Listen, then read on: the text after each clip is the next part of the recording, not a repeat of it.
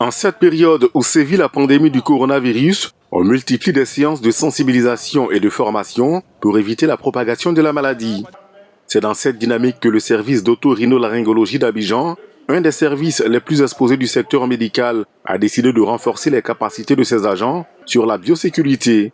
L'atelier des formations devrait donc permettre à ces spécialistes de la santé de mieux se protéger et traiter les patients en toute quiétude.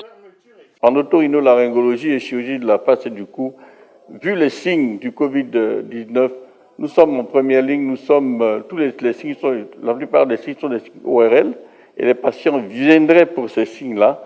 Donc, nous devons nous adapter à la situation et nous devons donc avoir des gestes et sécuriser nos gestes et nous-mêmes avoir des matériels de protection pour nous sécuriser.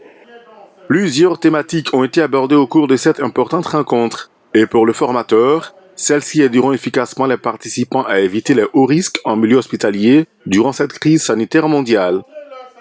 Apprendre à connaître le virus et ses points faibles, à connaître la transmission de la maladie, de manière à pouvoir former toute personne, même si elle n'est pas du corps médical, à pouvoir reconnaître à quel moment elle peut se retrouver en face du virus et qu'est-ce qu'il faut faire à ce moment-là comme geste barrière pour ne jamais se contaminer.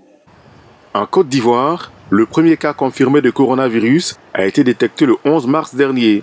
Le pays enregistre désormais plus de 2000 cas confirmés, dont plus de 1000 guéris et plus d'une vingtaine de décès.